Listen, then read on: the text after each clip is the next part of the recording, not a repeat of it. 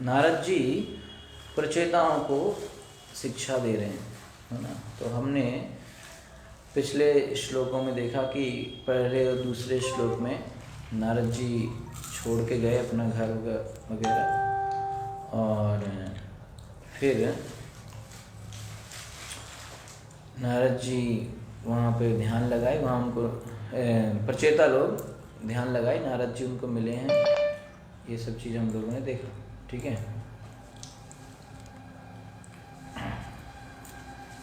उसके आगे तो कल हम लोग 5वां श्लोक किए थे, है ना, 5वां, हाँ ओके, प्रचेताओं के बारे में। प्रचेता लोग जब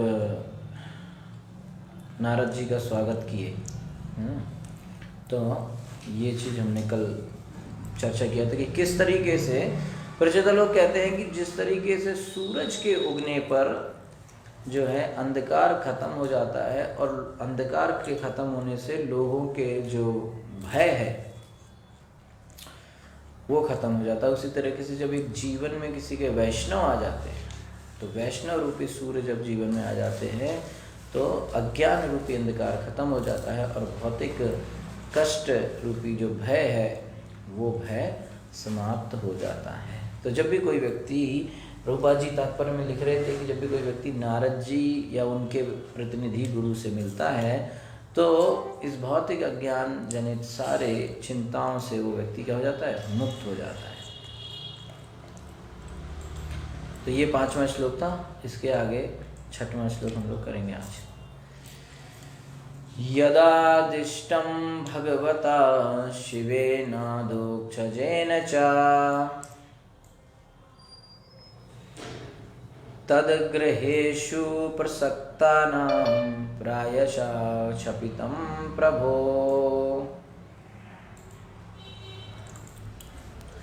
यदादिष्टं भगवता शिवेनादोक्षजेन च तद्ग्रहेषु प्रसक्तानां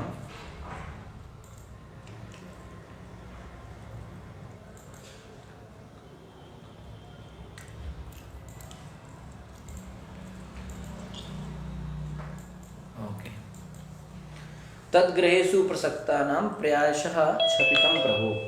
यत जो आदिष्टम आदेश उपदेश दिया गया था भगवता महापुरुष शिवेन शिवजी द्वारा, अधोक्षजेन भगवान विष्णु द्वारा, च भी तत् वह गृहेषु गृहस्थी में, प्रसक्तानां हम आसक्तों द्वारा, प्रायशः लगभग प्रायः, क्षपितं विस्मृत प्रभो हे स्वामी। प्रचेता लोग कहते हैं कि नारद जी आपका स्वागत है, जिस तरीके से आपने हमारे जीवन में आए हैं एक सूर्य के समान, सारा अंधकार नष्ट हो गया भौतिक जीवन का।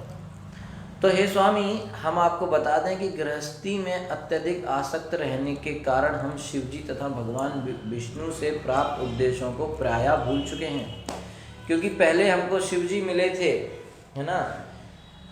यदा दिष्टम भगवता शिवेन अधोक्षजन, शिवजी और अधोक्षज भगवान विष्णु दोनों हमको मिले। पहले शिवजी मिले, शिवजी ने हमको रुद्र गीत सिखाया और भगवान कृष्ण विष्णु की आराधना करने की शिक्षा दी। हमने वो शिक्षा प्राप्त फॉलो किया और हम जाके विष्णु को प्राप्त किए, उनसे भी हमें उपदेश मिले।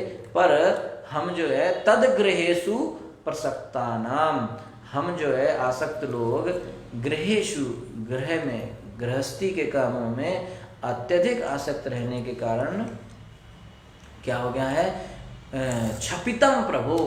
क्षपितम माने हम भूल गए हैं, हम विस्मृत हो चुका है हमको जो ज्ञान हमें शिव जी ने दिया था और जो ज्ञान हमको विष्णु जी से मिला था, वो हम गृहस्थी में अत्यधिक आसक्त रहने के कारण हम उस उपदेशों को भूल चुके हैं। तात्पर्य श्रील प्रभुपाद जी के द्वारा। श्रील प्रभुपाद की जय।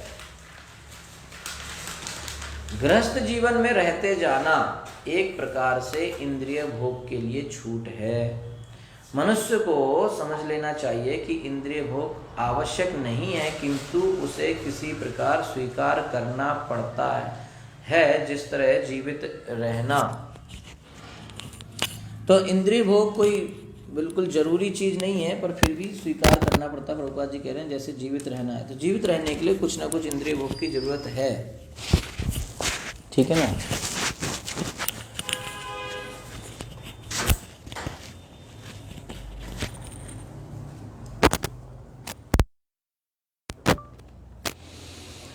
तो इसकी पुष्टि श्रीमद् भागवतम में 1:2:10 में मिलती है। कामस्य ने इंद्रिय प्रीति ही। मनुष्य को क्या करना है? मनुष्य को अपनी इंद्रियों का स्वामी बनना है, गोस्वामी बनना है, इंद्रियों को कंट्रोल करना है, ये मनुष्य का काम है। मनुष्य को अपनी इंद्रियों को बस में करके गोस्वामी बनना होता है। उसे अपनी इंद्रियों का उपयोग केवल इंद्रिय तृप्ति के लिए ही नहीं करना चाहिए, अपितु उनका उपयोग उतना ही करना चाहिए जितने से शरीर तथा आत्मा का भरण हो सके। यानी कि इंद्रिय तृप्ति माने कि जीवन जीने के लिए खाना है, सीधी सीधी बात। उतना इंद्रिय भोग करें जितना जरूरी है, मतलब कि आत्मा और शरीर का भरण पोषण हो सके। यानी कि आत्मा शरीर में, बस आत्मा और शरीर बनी रहें। क्यों ऐसा क्यों? क्योंकि शरीर किस लिए मिला है? स्पेशली मनुष्य शरीर मिला है जो है भगवान की प्राप्ति के लिए, भगवत धर्म प्रैक्टिस करने के लिए, भक्ति श्रवण कीर्तन भजन करने के लिए मनुष्य धर्म मिला है, मनुष्य जन्म मिला है। तो मनुष्य जन्म में व्यक्ति का एक ही लक्ष्य क्या हुआ कि भाई कैसे भी करके भक्ति करो और भगवान के धाम वापस जाओ। अब वो भक्ति कैसे करने के लिए उसको चाहिए एक साधन। जैसे किसी को कहीं जाना है तो उसको जाने के लिए एक साधन चाहिए ना, तो वो साधन है ये मनुष्य शरीर, क्योंकि यही सबसे अच्छा साधन है। मनुष्य शरीर मिलने से व्यक्ति अच्छे से भक्ति कर सकता है ना। तो ये सबसे अच्छा साधन कहलाया, है ना। तो ये जो है मनुष्य शरीर यंत्र रूढ़ानी माया, भगवान गीता में कहते हैं कि ये यंत्र है, ये दिया गया, ये मशीन है, इसको यूज़ करना है। तो इसको मशीन हमें या कोई साधन, जैसे कार, गाड़ी, आपको कार दी गई है ताकि आप ऑफिस जा सकें। सर ऑफिस ने आपको कार दी कि आप इसको ऑफिस के यूज़ में लाइए, ऑफिस आने जाने के लिए यूज़ कीजिए। लेकिन अगर हम उस कार को ऑफिस जाने के लिए यूज़ नहीं करते हैं और दूसरी चीज़ों में यूज़ करते हैं, है ना, तो फिर तो वो कार वापस छीन ली जाएगी और कभी दी नहीं जाएगी। क्यों? क्योंकि जो उसका मेन काम था वो आपने किया नहीं। इसी तरह से मनुष्य शरीर जो है वो भगवान की प्राप्ति के लिए होता है, भजन करने के लिए मिलता है। तो अगर भजन नहीं करेंगे तो फिर हमको वापस, जब आपको वो कहेंगे भाई जब आपको खाना पीना सोना ही है तो कुत्ता बिल्ली सुअर बन जाओ, उनके लिए तो बढ़िया है ना, कोई दिक्कत नहीं है। मनुष्य को तो ये सब चीज़ करने में काफ़ी टेंशन होती है, खाना पीना प्लेट में खाओ, ये करो वो करो, दुनिया भर का साफ सफाई। सुअर तो कुछ भी खा के मोटा रहता है। प्रभुपाद जी कहते हैं एक लेक्चर में कि सुअर भी तो खाता है, और जो भी खाता है सुअर, जो कुछ भी खाता है वो भी हेल्दी है, वो अच्छा खासा मोटा रहता है सुअर, है कि नहीं। तो इसलिए कुछ भी करने से काम नहीं चलेगा। मनुष्य शरीर मिला है तो इतना काम करें। कई लोग सोचते हैं ना कि बस करते रहो करते रहो करते रहो, पता नहीं आगे मिला नहीं मिला, है ना, अगले अपने लिए करो, फिर अगली पीढ़ी के लिए करो, 10 पीढ़ी के लिए इकट्ठा करके जाते। ऐसे नहीं, उतना करो जितने में शरीर चलता रहे, क्योंकि शरीर की जरूरत है। ऐसा भी मत करो कि शरीर ही बिल्कुल बीमार हो जाए फिर भक्ति ना कर पाए। कई लोग दूसरे एक्सट्रीम में चले जाते कि वो कुछ इतना भी नहीं करते कि वो शरीर मेंटेन रहे, फिर बीमार हो जाते, फिर भक्ति नहीं कर पाते। तो शरीर को मेंटेन करना है। शरीर मिला है भक्ति करने के लिए, तो हमारे प्रयोग के लिए शरीर है। पहली बात तो हम शरीर नहीं है, शरीर हमें मिला है। शरीर क्यों मिला है? भक्ति करने के लिए। तो शरीर हमें, अब इसका मतलब ये नहीं है कि जैसे किसी के पास कार है ना, तो कार दी है ऑफिस वालों ने कि भाई आप ऑफिस आया जाया करो, तो कार है इसका मतलब नहीं कि अब कार है तो उसको खड़ी क्यों है, इसको चलाते रहो। ऐसा कोई नहीं करता। अगर आपके पास कार है या बाइक है तो आप उसको, ऐसा थोड़ी है कि अब ये है तो उसको यूज़ करो, चलते रहो। क्यों? कहाँ जा रहे हैं? नहीं कहीं जाना कहीं ही नहीं, पर खड़ी थी तो हमने कहा चला लें। ऐसा कोई करता है क्या? नहीं, जब कहीं जाना होता तभी तो कार यूज होता है। यानी कि हमको शरीर को यूज करना है भगवान की भक्ति में। ऐसा नहीं कि बस है तो खा रहे हैं, क्या करें, खा पी रहे हैं, सो रहे हैं, और क्या करना है जीवन में, इसीलिए जीवन है। नहीं, हम शरीर हमें मिला है, शरीर हमारे यूज़ के लिए है, हम शरीर के यूज़ के लिए नहीं है। माने कि हमारा ये काम नहीं है कि शरीर मिला बस इसको भरण पोषण करते रहो इसका, ये नहीं है। शरीर का भरण पोषण इतना करो ताकि वो आत्मा उसमें बनी रहे और भक्ति करते रहें। तो बिल्कुल भी मत छोड़ो ताकि वो बीमार हो जाए और व्यक्ति भक्ति न कर पाए। और इतना भी शरीर का वो मत करो कि अगर बाल थोड़े सफ़ेद हो गए तो उसमें 1000 रुपये का कलर करवा रहे हैं, थोड़े बाल झड़ गए तो दूसरे बाल लगवा रहे हैं। मतलब परेशान हो गए जाते हैं लोग शरीर को लेके, अब ये करें, अब वो करें, ये क्रीम वो क्रीम। ठीक है, एक दिन वैसे ही बूढ़ा होना है, चाहे जौन सी क्रीम लगा लो, है कि नहीं। तो लोग परेशान हो जाते हैं कि भाई अब हम क्या करेंगे, है ना। थोड़ा सा इधर उधर कुछ भी हुआ, थोड़ा कोई काला है कोई गोरा है, तो उसमें पता नहीं क्यों परेशान है लोग। शरीर इसके लिए नहीं है। और अंततः आप कुछ भी कर लो, इस शरीर को इसे छोड़ना पड़ेगा। तो जो कुछ भी, भाई आप जैसे कोई घर लो, है ना, कोई व्यक्ति घर खरीदता है तो उस घर को वो देखता है कि यार इस घर में, अब उससे कहो कि घर आपका इतने साल बाद टूट जाएगा, तोड़ दिया जाएगा, है ना। जैसे आप मान लो घर खरीदने जाएं और घर का मालिक आपको पहले ही बता दे कि भाई ये घर जिस ज़मीन पे बना है ये ज़मीन सरकार की है और एक दिन इसको तोड़ दिया जाएगा, इस घर को तोड़ दिया जाएगा। क्यों तोड़ दिया जाएगा? क्योंकि सरकार की ज़मीन पर बना है, इसको तोड़ा जाएगा। तो आप उस घर को खरीदेंगे क्या? नहीं खरीदेंगे। तो फिर आप क्या कहेंगे? उसमें आप पैसा लगाएंगे क्या कि इसको बढ़िया पैसा लगा के मेंटेन रखो, है ना। क्यों? एक दिन इसको तोड़ा जाना है ना, तो अच्छे से उसको पूरा डेंटिंग पेंटिंग करो, रोज़ उसमें नया नया पेंट पुतवाओ, डेली उसको खूब अच्छा से करो, है ना। पूरा उसमें सजावट करवा दो, सब करवा दो, लाइटिंग लगवा दो, सब। क्यों? एक दिन सरकार आके तोड़ेगी ना, तो ज़्यादा नुकसान होना चाहिए। तो अगर आपकी मजबूरी है कि उसी घर में रहना है तो आप उसमें रहो, उतना मेंटेन रखो कि अपना काम चलता रहे बस। क्योंकि एनीवे एक दिन सरकार ने आके उसे ख़त्म कर देना है।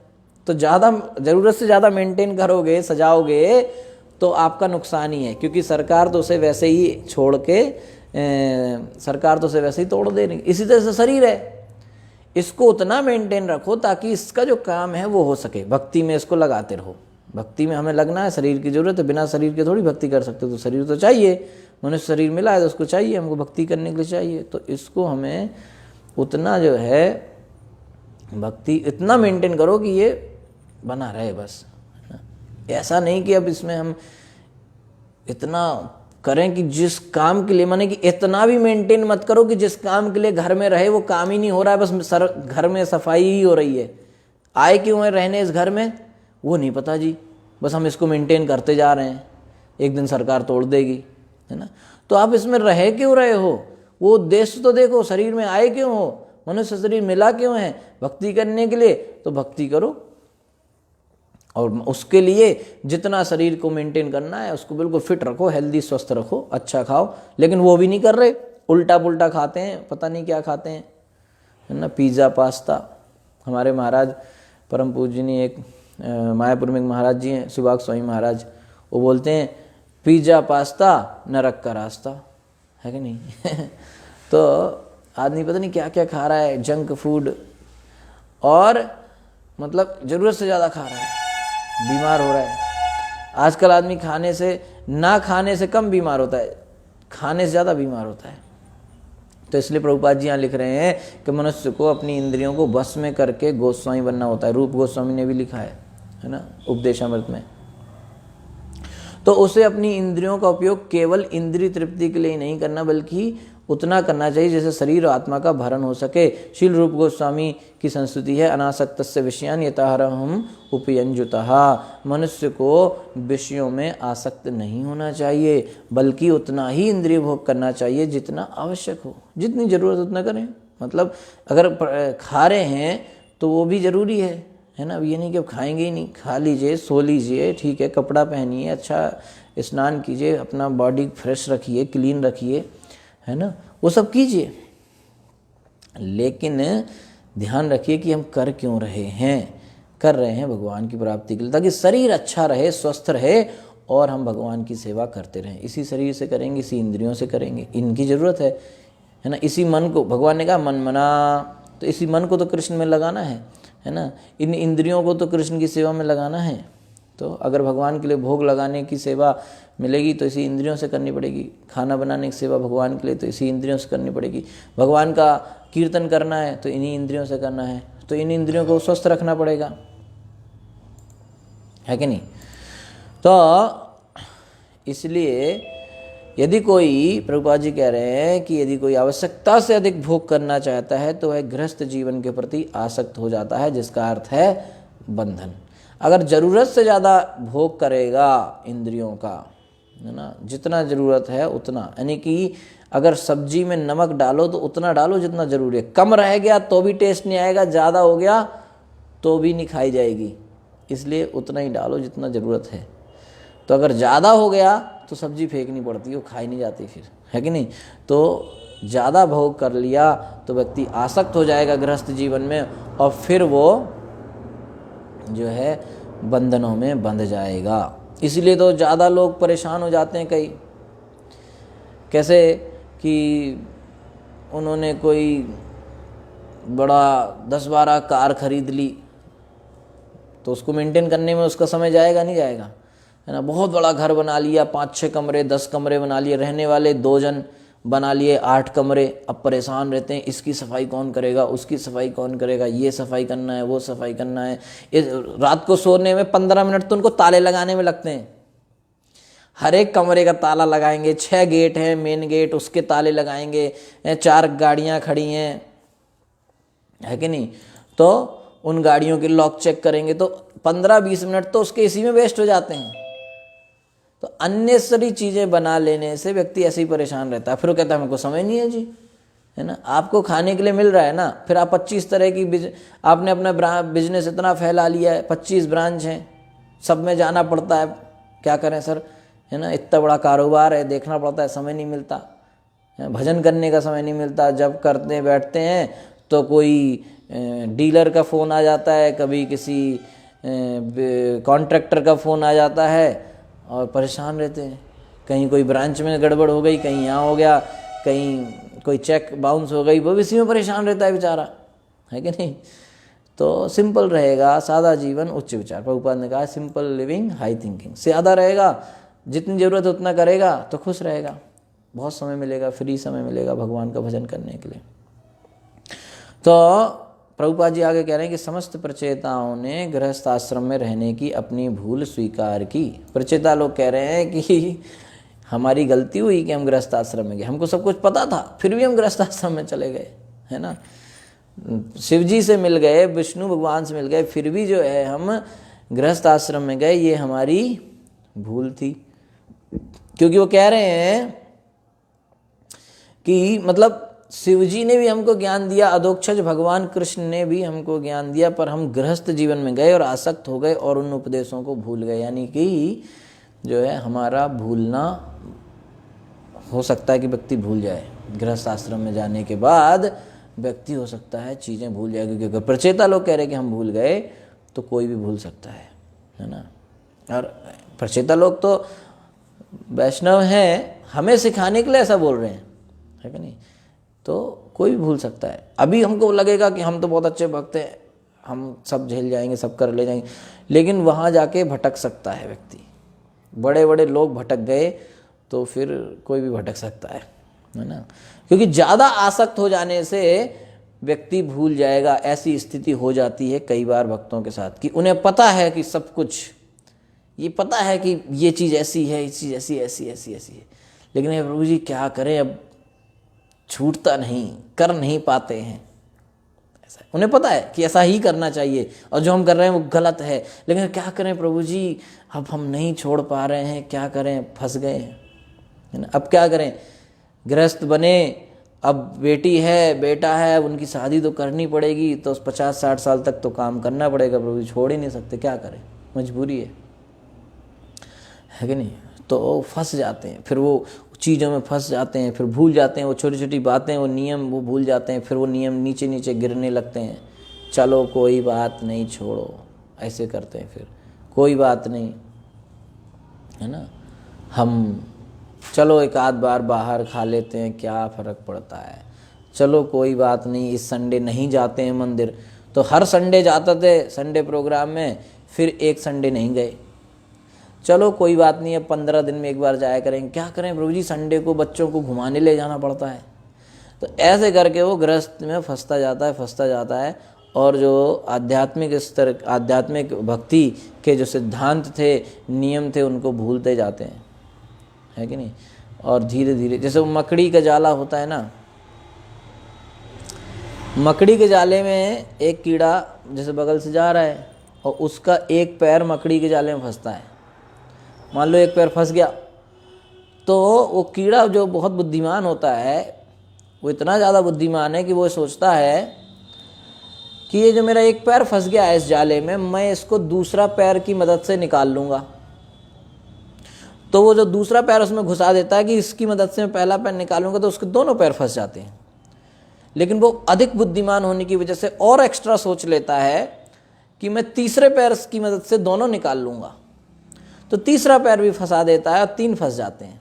फिर भी उसकी बुद्धि तेज भागती है, और उसकी बुद्धि कहती है कि भाई तू चौथा भी लगा, तो चौथा लगा देता है। ऐसे करके उसके सारे पैर जो है कीड़े के उसमें फंस जाते हैं, और उसके बाद क्या करे, पूर्णतः फंस जब जाता है, फिर आराम से मकड़ी आती है और कहती है महाप्रसादे गोविंदे, और कीड़े को खा जाती है कि नहीं। तो इसी तरीके से जो है कई बार हमारे साथ भी ऐसा हो सकता है कि अच्छा खासा भक्ति करने वाला व्यक्ति कहीं थोड़ा बहुत फंसा, अटका गलती से भी, तो उसको लगता है कि बस इतना सा है, मैं इसको करके निकल आऊँगा, 5 दिन की बात है, 1 महीने की बात है, बस करके निकल आऊँगा।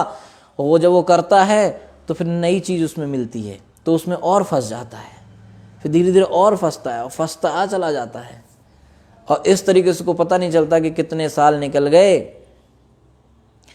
और कब हम भक्ति करते थे और अब हम कहाँ फंस गए हैं, कहाँ आ गए हैं, और इस तरीके से वो परेशान रहता है। और दोबारा फिर वो पूरे तरह से फंस गया है, दोबारा वो निकल नहीं पाता है, क्योंकि अब तो वैष्णव संग भी छूट गया है ना, और ये माया जाल में फंस गया है, माया के जाल में, मकड़ी के जाल रूपी माया जाल में फंस गया है।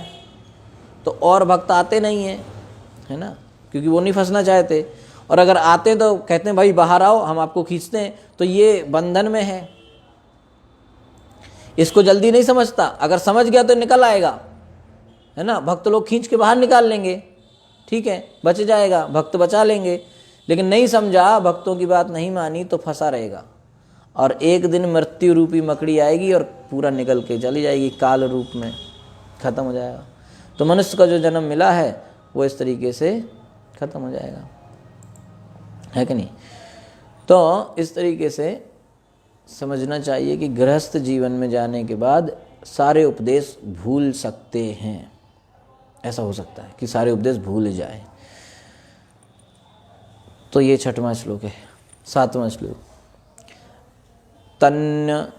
तन्प्रदो तत्य अध्यात्म ज्ञानम तत्व अर्थ दर्शनम येनांजसा तरिष्यामः दुस्तरम भवसागरम तत् अतः ना हमारे लिए प्रद्योतय कृपया जगाइए अध्यात्म दिव्य ज्ञानम ज्ञान तत्व परम सत्य अर्थ के हेतु दर्शनम दर्शन शास्त्र, ये न जिससे अंजसा सरलता से तरिष्यामः तर सकें दुस्तरम पार करने में कठिन भव सागरम अविद्या के समुद्र को। हे स्वामी, प्रचेता लोग आगे कह रहे हैं नारद जी से कि हे स्वामी हमें दिव्य ज्ञान से प्रकाशित कीजिए, हम भूल चुके हैं ज्ञान, शिव जी का ज्ञान, अधोक्षज भगवान कृष्ण का ज्ञान, इसलिए हे स्वामी हमें आप फिर से दिव्य ज्ञान से प्रकाशित कीजिए, जो उस प्रकाश स्तंभ की तरह कार्य कर सके, जिससे हम अविद्या रूपी संसार सागर को पार कर सकें, है कि नहीं। कह रहे हैं कि आप उस प्रकाश स्तंभ की तरह हमारे जीवन में एक ज्ञान का स्तंभ दीजिए, मशाल दीजिए, जो जैसे जब प्रकाश लाइट जो पोल होता है ना, प्रकाश स्तंभ है ना, उसकी तरह, उससे क्या होता है जब उसमें लाइट जलती है तो सारे जगह का अंधेरा खत्म हो जाता है ना। वैसे भी पहले श्लोक में कहे हैं कि नारद जी आप स्वयं वैष्णव हैं, जब आप कौन है, सूर्य हैं, सूर्य समान है। वैष्णव की तुलना कैसे की गई, सूर्य के समान, क्योंकि वो अज्ञान को खत्म करता है।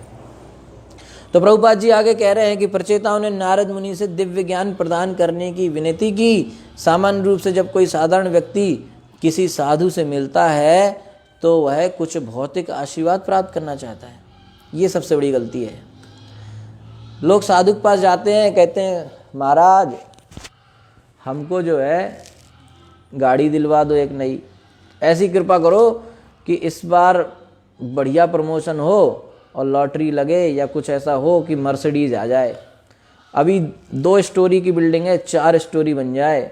अभी प्रमोशन नहीं हो रहा है, प्रमोशन हो जाए। ये सब भौतिक चीज़ मांगते हैं। लड़के के लिए बहू मिल जाए, लड़की के लिए दामाद मिल जाए, या फिर बहू के लड़का हो जाए, बस यही चीज़ मांगते हैं। महाराज हमारे बच्चे पर कृपा कर दो, ये इसका बच्चा नहीं हो रहा है ना। यही सब भौतिक चीज़ें मांगते हैं। लेकिन प्रचेताओं को किसी भौतिक लाभ की इच्छा नहीं थी। क्यों? क्योंकि वे उसका पर्याप्त उपभोग कर चुके थे, ना ही वे अपनी भौतिक इच्छाओं को पूरा करना चाह रहे थे। वे तो अविद्या के सागर को पार करने के इच्छुक थे, नहीं चाहते वो। भगवान के भक्त से मिलने पर या स्वयं भगवान से मिलने पर व्यक्ति की भौतिक इच्छाएं खत्म हो जाती हैं। उसको अध्यात्म की चीज़ मांगनी चाहिए। ध्रुव महाराज ने भी वही मांगा भगवान से। तो वो कह रहे हैं कि हमें इस अविद्या के सागर, अविद्या क्या है? अविद्या अज्ञान यही है कि अपने शरीर को स्वतः ये मानना कि मैं शरीर हूँ, ये शरीर से जुड़े लोग मेरे अपने हैं, ये माँ मेरी अपनी है, ये भाई, ये बंधु, ये पति पत्नी, बच्चे, देश, समाज, राष्ट्र, ये अज्ञान है। वास्तविक संबंध को नहीं समझना अज्ञान है। और ज्ञान क्या है? हम कृष्ण के दास हैं, ये ज्ञान है। ममेवांशो जीव लोके जीव भूत सनातना। जीव, हम जीव हैं, कृष्ण के दास हैं। जीवेर स्वरूप होए कृष्णेर नित्य दास। तो प्रचेता लोग ये इच्छा कर रहे हैं कि अज्ञान खत्म हो और ज्ञान मिले। प्रभुपाद जी कहते हैं कि प्रत्येक व्यक्ति को इन भौतिक बंधनों से निकलने में रुचि लेनी चाहिए। कैसे मैं निकलूं?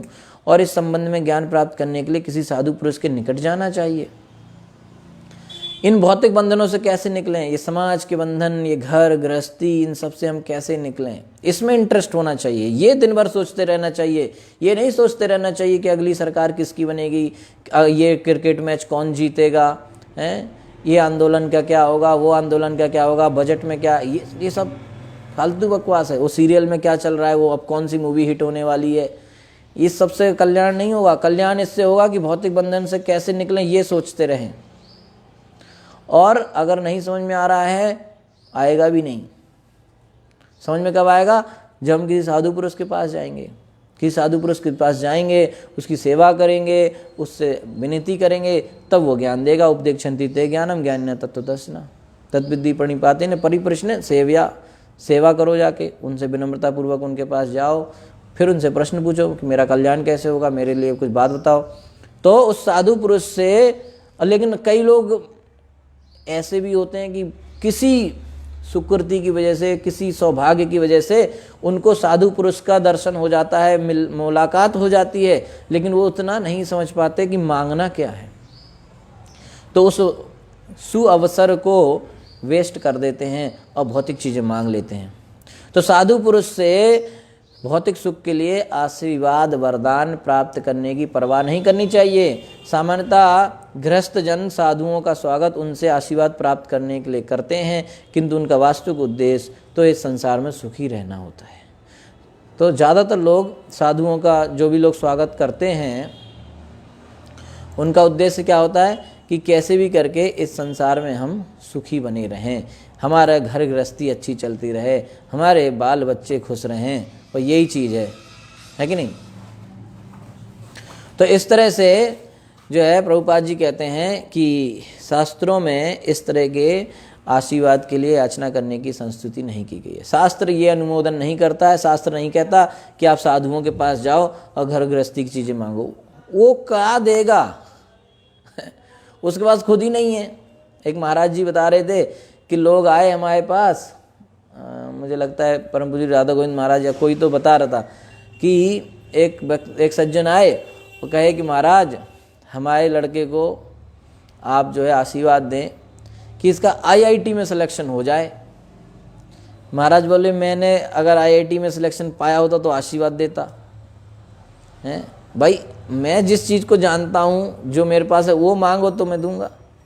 भक्ति मांगो, कोई भगवत गीता का प्रश्न पूछो, भागवत पूछो तो बात है ना। तो साधु जो है वो आपको भक्ति देगा, उससे भक्ति मांगो। भौतिक चीज़ तो कहीं से भी मिल जाएगी, है ना। तो उसके लिए साधु के पास जाने की क्या जरूरत है ना। बल्कि साधु तो आपके, अगर वास्तव में साधु ने कृपा कर दी तो भौतिक चीज़ें खत्म हो जाएंगी, ये हो सकता है। अगर वास्तव कृपा हुई साधु की तो भौतिक बंधन कटेंगे, भौतिक चीज़ें छूटेंगी और भक्ति की चीज़ों में लगेगा व्यक्ति, ये होगा असली साधु कृपा, ये है। ठीक है। 8वां श्लोक। मैत्रेय उवाच इति प्रचेतसां पृष्टो भगवन्नारदो मुनिः भगवती उत्तम श्लोक आविष्टात्मा ब्रवीन् नृपान्। मैत्रेय उवाचा, मैत्रेय ने कहा, इति इस प्रकार, प्रचेतसाम प्रचेताओं द्वारा, पृष्ठः पूछे जाने पर, भगवान के महान भक्त नारद ने मुनि अत्यंत विचारवान भगवती भगवान में उत्तम श्लोक अत्यंत ख्याति वाले आविष्ट मग्न आत्मा जिसका मन अब्रवीत उत्तर दिया नृपान राजाओं को। तो ये कथा मैत्रेय जी बता रहे हैं विदुर जी को हरिद्वार में। तो आगे मैत्रेय जी कहते हैं कि हे विदुर, प्रचेताओं द्वारा इस प्रकार पूछे जाने पर भगवान के विचारों में निरंतर लीन रहने वाले परम भक्त नारद ने उत्तर दिया। भगवन नारदो मुनि, मुनि अत्यंत जो विचारवान हैं। मुनि का शब्द है, मुनि माने प्रभुपाद जी बताते हैं कि जो कृष्ण के चिंतन में लगा रहता है या कृष्ण का ही कीर्तन करता है ना। तो उत्तम श्लोक अत्यंत ख्याति वाले भगवान परम भक्त नारद ने जो है उत्तर दिया। इस श्लोक में भगवान नारद सूचित करता है, भगवान नारदहा ये शब्द आ रहा है, भगवान नारदहा, कि नारद सदैव श्री भगवान के विचारों में लीन रहते हैं। भगवान नारदहा शब्द का ये मतलब प्रभुपाद जी बता रहे हैं कि वो नारद जी हमेशा भगवान के विचारों में लीन रहते हैं, चिंतन में खोए रहते हैं, भगवान नारायण नारायण गाते रहते हैं, है कि नहीं। तो राधिका रमन का भजन नारद जी कहते हैं, नारद मुनि बजाए वीणा राधिका रमन राधिका रमन। भगवती उत्तम श्लोक आविष्ट आत्मा, नारद जी के पास कृष्ण का ध्यान करने, कृष्ण का गुणगान करने, कृष्ण का उपदेश करने के अतिरिक्त अन्य कोई कार्य नहीं रहता, इसलिए उन्हें कभी कभी भगवान कहा जाता है। उनके पास और कोई काम ही नहीं है, श्रवणम कीर्तनम विष्णु स्मरणम, बस यही करते रहते हैं और प्रचार करते हैं, या तो खुद भजन करेंगे या दूसरे को भजन करवाएंगे, यही काम है। तो साधु का जॉब यही है, जॉब डिस्क्रिप्शन, बोले मैं साधु बनूंगा तो मेरा काम क्या रहेगा, वो यही काम है, श्रवण कीर्तन प्रचार, है ना। तो भगवान का अर्थ है समस्त ऐश्वर्यों वाला। जब किसी मनुष्य के हृदय में के भीतर भगवान स्थित रहते हैं तो उसे भी भगवान कह सकते हैं। श्रील विश्वनाथ चक्रवर्ती ठाकुर ने कहा है, साक्षात धरित्वेन समस्त शास्त्र, प्रत्येक शास्त्र में गुरु को साक्षात भगवान माना गया है। ठीक है, प्रत्येक शास्त्र में गुरु को साक्षात धरित्वेन समस्त शास्त्रै। विश्वनाथ चक्रवर्ती ठाकुर डेली हम लोग सुबह वंदे गुरु श्री चरणार विंदम जो गाते हैं, उसका ये लाइन है 7वें श्लोक का, कि भगवान का गुरु को भगवान के समान आदर सम्मान और पूजा होनी चाहिए। हर शास्त्र इसका अनुमोदन करता है, शास्त्र में गुरु को भगवान के बराबर माना गया है। किंतु इससे ये अर्थ नहीं लगाना चाहिए कि गुरु या नारद जैसे साधु पुरुष सचमुच भगवान हो गए, बल्कि उन्हें ऐसा इसलिए स्वीकार किया जाता है क्योंकि उनके हृदय में भगवान निरंतर रहते हैं। प्रभुपाद जी की ये विशेषता है कि प्रभुपाद जी बार बार इस चीज़ को समझाते हैं कि भगवान कौन है। क्योंकि आजकल कई लोग ऐसे हैं, पहले वो गुरु बनते हैं फिर भगवान बन जाते हैं, फिर कहते हैं मैं ही भगवान हूँ, है ना, मैं ही ईश्वर हूँ, ऐसे कई लोग हैं। तो प्रभुपाद जी ने इस बात का खंडन हमेशा किया। कई लोगों ने प्रभुपाद जी से कहा, प्रभुपाद जी आप कोई अवतार हैं, आप भगवान हैं। एक बार ऐसे हो गया, किसी एक मंदिर में अमेरिका में इस तरह की बात फैल गई, कुछ लोगों ने फैला दी कि प्रभुपाद इज गॉड, प्रभुपाद क्या है, भगवान है। तो किसी ने, एक भक्त ने प्रभुपाद जी को लेटर लिख के भेजा, पूछा कि भाई प्रभुपाद जी यहाँ पे ऐसा चल रहा है कि प्रभुपाद इज गॉड। प्रभुपाद ने तुरंत रिप्लाई किया कि स्टॉप दिस नॉनसेंस, ये क्या चल रहा है यहाँ पे, बकवास बंद करो, मैं अभी आ रहा हूँ वहाँ पे, और जो जो लोग इसको फैला रहे हैं इसको बंद करवाओ, सबको हटाओ उन लोगों को। प्रभुपाद ने बिल्कुल क्लियर कहा कि मैं कृष्ण का दास हूँ, मैं तुमको क्या बनाऊंगा, कृष्ण का दास। न मैं भगवान हूँ, न तुमको भगवान बना सकता हूँ। क्यों?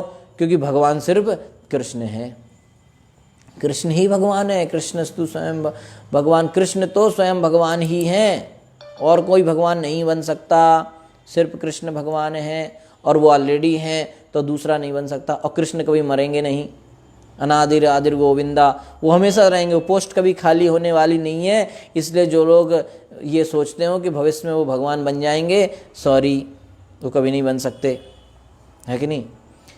ये कोई मनोनीत पद नहीं है कि भैया 5 साल बाद प्रधानमंत्री का पोस्ट खाली होगा तो हम ट्राई मार सकते हैं, नहीं। गोविंद इज गोविंद, वो वहीं हमेशा रहेंगे, और वो कभी बूढ़े नहीं होंगे, कभी रिटायर नहीं होंगे। तो किसी को नहीं सोचना चाहिए कि भगवान बन जाएंगे, है ना। तो गुरु की पूजा भगवान जैसी होती है, लेकिन इसका मतलब नहीं है कि वो भगवान बन गए हैं, है ना। तो शिष्य के लिए गुरु की पूजा कैसे करनी चाहिए, शिष्य को भगवान के समान। लेकिन प्रभुपाद जी का बड़ा क्लियर आदेश है कि गुरु देखता है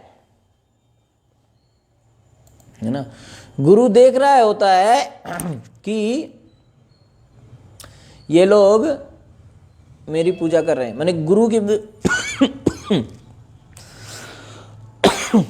सॉरी, गुरु की पूजा शिष्य भगवान जैसे करते हैं, तो हो सकता है गुरु को लगने लगे कि भाई मैं ही भगवान हूं। तो प्रभुपाद जी कहते हैं कि जैसे उसको लगेगा कि मैं भगवान हूं, ही इज नो मोर गुरु, उसका पोजीशन खत्म, है ना। वो गॉड नहीं है, वो डॉग है, प्रभुपाद जी कहते हैं। तो गुरु को ये, अब गुरु कैसे समझे इस बात को, तो प्रभुपाद जी कहते हैं कि उनको जो भी आदर सम्मान मिलता है वो भगवान के प्रतिनिधि के रूप में लेता है कि ये मेरा नहीं, वास्तव में भगवान का सम्मान हो रहा है ना। एक कथा में परम पूजनीय गौर कृष्ण महाराज जी बताते हैं कि एक बार वो गए एक मंदिर में, सूरत में शायद, तो वहाँ पर पहुँचे, तो मंदिर में वहीं सबके सामने से निकल के गए अंदर, और वहाँ अपना गए, सुबह सुबह पहुँचे थे, तो सबके सामने से गए, वहाँ अपना प्रसाद लेने का बैठ ही रहे थे कि एक भक्त आए, बोले कि वो प्रेसिडेंट ने कहा है कि भाई आपको कथा करनी है, क्लास देनी है। तो बोले अभी मैं आया हूँ, कहाँ से, आप जो जिसका भी शेड्यूल है उनको देने दीजिए। बोले नहीं नहीं नहीं, अब आपको ही देनी, अब आप आ गए तो आपको देनी पड़ेगी। तो बोले अच्छा। तो बोले कि मैंने सोचा चलो भाई हमारा तो काम ही यही है, तो हम कथा वहाँ पे भगवान की क्लास दिए और अपना भगवान के बारे में बताया। तो महाराज बता रहे हैं कि जैसे ही उन्होंने क्लास ख़त्म करी, और क्लास ख़त्म करने के बाद जब वापस आए तो सारे लोग उनके प्रणाम कर रहे हैं, प्रेसिडेंट भी साथ में थे। तो प्रेसिडेंट कहते अरे मैं रोज़ क्लास देता हूँ, मेरा इतना प्रणाम नहीं करते हैं, आपको बड़ा प्रणाम कर रहे हैं। मजाक किया उन्होंने। तो महाराज बोले कि अभी थोड़ी देर पहले जब मैं यहाँ से गया था तो किसी ने प्रणाम नहीं किया, अब जब मैं वापस आके क्लास दिया के वापस आ रहा हूँ तो सब प्रणाम कर रहे हैं। इसका मतलब है कि ये प्रणाम मुझे नहीं कर रहे, मैंने जो कथा भगवान के बारे में बताई ये भगवान को प्रणाम कर रहे हैं, है ना। तो साधु का स्वभाव ऐसा रहता है कि वो अपने ऊपर कभी नहीं लेता कि ये मुझे प्रणाम कर रहे हैं, ये सम्मान मुझे मिल रहा है, वो भगवान को ही सारा प्रणाम। तो गुरु हमेशा इस तरह से सोचेगा, और शिष्य को लेकिन गुरु की पूजा भगवान जैसी ही करनी है। लेकिन गुरु कभी नहीं कहेगा कि वो भगवान है, वो हमेशा यही कहेगा कि मैं दास हूँ। और गुरु ये भी नहीं कहेगा कि मैं तुमको भगवान बना दूंगा, वो हमेशा यही कहेगा कि मैं दास हूँ और तुमको भी दास बनाऊंगा। ठीक है, किसका? कृष्ण का। तो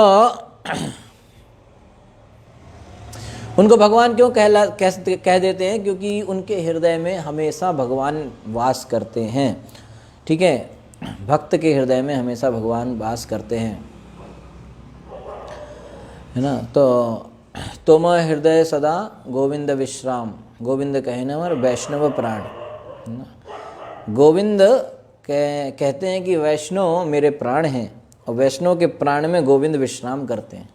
भगवान को पूरी सृष्टि में आराम करने की जगह सिर्फ एक वैष्णव के हृदय में मिलती है, क्योंकि वो इतना शांत है, निर्मल है। तो वैष्णव के हृदय में भगवान विश्राम करने के लिए आते हैं, है ना। तो आगे प्रभुपाद जी कहते हैं कि भगवान के पास सारे ऐश्वर्य होते हैं। यदि किसी के हृदय में सदैव भगवान रहते हों तो क्या उसे समस्त ऐश्वर्य स्वतः उपलब्ध नहीं हो जाते? अब जिसके हृदय में भगवान रह रहे हैं उसको सब कुछ वैसे ही मिल जाएगा। इस अर्थ में नारद जैसे महान भक्त भगवान कहला सकते हैं, इसलिए भगवान नारद वहाँ बोल दिया है। किंतु जब कोई मूर्ख व्यक्ति, धूर्त व्यक्ति, धोखेबाज व्यक्ति भगवान अपने आप को कहलवाता है तो हम उसे सहन नहीं कर सकते। तो एक बार एक लेक्चर में, कथा में, परम पूजनी राधा गोविंद महाराज बता रहे हैं कि वो दावागन पान की लीला चल रही थी। महाराज बता रहे हैं कि भगवान ने सारे ग्वाल सखाओं को कहा कि सब लोग आंख बंद कर लो, और 1 सेकंड के अंदर भगवान ने सारी आग, जंगल में जो आग लग गई थी, सारी आग भगवान ने मुंह खोला और अंदर। तो महाराज कहते हैं कि जो व्यक्ति कहे कि मैं भगवान हूं, उससे कहो इधर आ, आग उसके मुंह में डाल दो और फिर देखो कि भगवान है कि नहीं है। और अगर नहीं वो पी पाया तो जूता से मारो उसको, है ना। ऐसा महाराज बताते हैं। ठीक है, या महाराज कहते हैं कि जो ऐसा कहे कि मैं भगवान हूँ, उसके सर पे बहुत सारे पत्थर रख दो, क्योंकि भगवान ने तो एक उंगली पे गोवर्धन उठाया था, तो तू भी उठा के देख भाई, कुछ है कि नहीं। या सांप आपके बीच में डाल दो, फिर देखते हैं कैसे भगवान है, कि भगवान ने तो कालिया का दमन किया था, 1000 फन वाले का। तो इस तरह से प्रभुपाद जी कह रहे हैं कि जो अपने आप को भगवान कहलवाता है, ऐसे लोगों के पास न हम जाएं, ना उनको सहन कर, उनसे हटाओ उनको। तो उसके पास तो सारा ऐश्वर्य होना चाहिए, या समस्त ऐश्वर्य का स्वामी भगवान होना चाहिए। क्योंकि जो सामान, जो अपने आप को भगवान कहला रहा है, अब एक था साउथ इंडिया में, वो अपने आप को भगवान कहलाता था, उसके बाल सफ़ेद हो गए। ऐसा कैसे हो गया भाई? केशव, उनके केश इतने सुंदर हैं, लेकिन तेरे तो बाल सफ़ेद हो गए। बुढ़ा हो गया, दांत भी गिर गए उसके कुछ समय बाद, फिर भी वो कहते थे मैं भगवान का अवतार हूँ। भाई तू कैसा अवतार है भाई? बुढ़ा होता जा रहा है। भगवान तो नव यौवनम चाह, है ना। तो भगवान तो नव यौवन है, नित्य यौवन उनका बढ़ रहा है, तेरा घट रहा है। तो ऐसे फालतू के जो लोग अपने आप को भगवान बुलवाते हैं, कहलवाते हैं, इन लोगों से हमें दूर ही रहना चाहिए और इनसे बच के रहना। इनको कभी नहीं सुनना चाहिए, न इनके पास जाना चाहिए। ठीक है, तो इस तरीके से जो है हमें भगवान के शुद्ध भक्तों का ही प्रवचन सुनना चाहिए। प्रभुपाद जी ने इतने अच्छे ग्रंथ सारे लिख रखे हैं, तो हमें इनका जो है अध्ययन करना चाहिए। तो इस तरीके से यहाँ पर ये 31वें अध्याय में पहला जो, जिस तरह से मैंने परसों आपको बताया था कि इसमें टोटल 31 श्लोक हैं, जिसमें कि पहले 8 श्लोकों तक आपको प्रचेताओं के द्वारा घर का त्याग, घर गृहस्थी का त्याग और नारद जी से मिलना और प्रश्नों का पूछना, ये पहला प्रसंग 8 श्लोक तक है जो आज कंप्लीट हुआ। इसके बाद 9वें से 14 श्लोक, अगले 3 सेक्शन में नारद जी का प्रवचन है। 9 से 22 नंबर श्लोक तक नारद जी का प्रवचन है, जिसमें 9 से 14 श्लोक तक नारद जी ये समझाने वाले हैं कि जो भक्ति है, जो प्रेम पूर्ण भक्ति जो करी जाती है, वही सारी विधियों का जो लक्ष्य है वो क्या है? प्रेम भक्ति। ठीक है, और 15, 16, 17 3 श्लोकों में नारद जी बताएंगे कि भगवान श्री कृष्ण सारी पूजाओं के जो भोक्ता हैं, जो योग्य हैं समस्त पूजाओं को स्वीकार करने के, भोग करने के, वो कौन है? सुप्रीम भगवान कृष्ण। ठीक है, इसलिए 18 से 22 श्लोक में नारद जी बताएंगे कि इसलिए हमको जो है क्या करना चाहिए? सारी मेहनत करके, सारा सब कुछ करके, जो कुछ भी हमसे बन सके उससे करके हमको एक चीज़ का प्रयास करना चाहिए। वो क्या है? कि उन भगवान श्री कृष्ण को भक्ति के द्वारा प्रसन्न करने का प्रयास करना चाहिए। ठीक है, तो ये अगला जो सेक्शन है 9 से 14, इसको हम कल करेंगे। Hare Krishna, thank you so much. ग्रंथराज श्रीमद् भागवतम की जय, श्रील प्रभुपाद की जय, अनंत कोटि वैष्णव वृंद की जय। हरे कृष्णा। किसी को कोई प्रश्न है तो आप पूछ सकते हैं।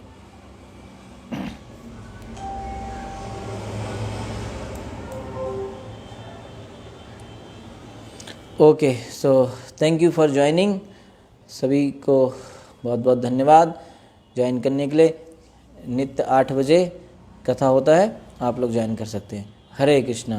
Thank you so much. Srila Prabhupada की जय।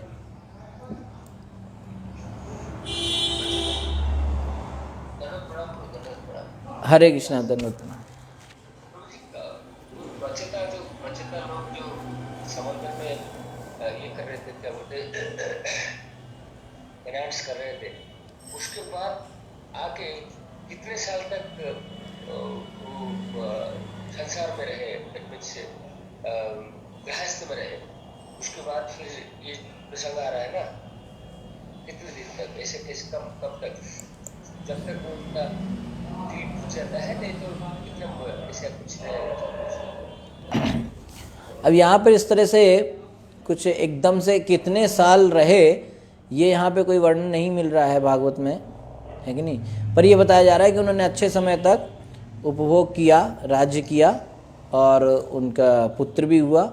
इस तरह से फिर एक समय के बाद वो उससे अपना, जब वो उनका पुत्र इस लायक हो गया दक्ष, तो वो वहाँ से चले गए। आगे आएगा कि कथा में आगे दक्ष ने क्या किया, और जो 5वें स्कंद की भूमिका यहीं बनेगी, है ना। कि क्योंकि दक्ष जो है वो करने वाले नहीं कुछ भी, वो तो जाएंगे तपस्या करने, दक्ष भी। तो यहाँ पे कोई नहीं बचने वाला इस, क्योंकि आप देख रहे हैं कि शुरुआत से हम कथा कर रहे हैं, स्वयंभू मनु का वंश चल रहा है। ये 2 बेटे थे, उत्तानपाद प्रियव्रत। उत्तानपाद वाली लाइन चल रही है, प्रियव्रत तो शुरू में ही अपना निकल गए थे। ये नारद जी बहुत महान हैं, ये सबको भक्त बनाते रहते हैं। इनके आश्रम में प्रियव्रत ऑलरेडी बैठे हुए हैं, तो ये स्वयंभू मनु का वंश की बड़ी चिंता कर रहे हैं, क्योंकि इतना बड़ा वंश है स्वयंभू मनु का, तो इसमें सभी लोग भक्त बनने चाहिए। इसलिए एक तो ऑलरेडी इनके आश्रम में प्रियव्रत महाराज बैठे हैं, और ये वंश उत्तानपाद जो गृहस्थ बने, उनके पूरा जो है ये वंश चल रहा है। तो अब यहाँ पे स्थिति आने वाली कि प्रचेता लोग तो अपना उनका हो गया, और दक्ष ने, इनका जो बेटा है, उसको चाहिए कि वो आगे चलाए, वो चलाएगा नहीं, वो निकल जाएगा तपस्या करने।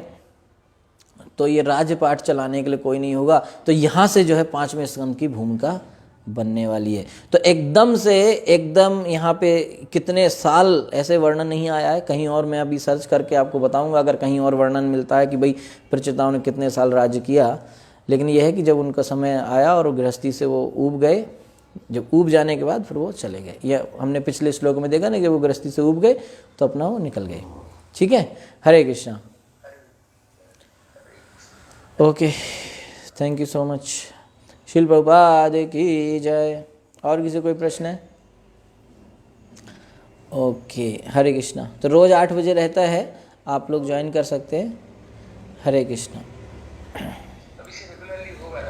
हाँ, अभी रेगुलरली चलेगा जब तक प्रभुपाद जी की इच्छा है ना। अभी चित्रकूट में नया सेंटर हम लोग बना लिए हैं, तो चित्रकूट धाम में मंदिर, चित्रकूट में ये रामघाट के पास है। रामघाट जहाँ पर भगवान राम स्नान करते थे, तुलसीदास जी को जहाँ भगवान राम के दर्शन हुए हैं, वही जगह रामघाट है। वहाँ से बस 1 किलोमीटर पहले एक चौराहा पड़ता है, वहाँ पर है सीतापुर, उसका नाम है। तो सीतापुर में अभी छोटा सा आश्रम बनाया है इस्कॉन का। आगे चल के यहाँ पे बड़ा मंदिर का प्लान है। तो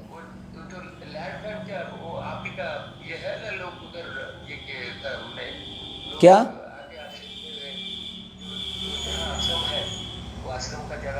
हाँ नहीं, अभी तो रेंट पे है, आगे भविष्य में देखते हैं कैसे चलेगा। अभी तो रेंट पे है।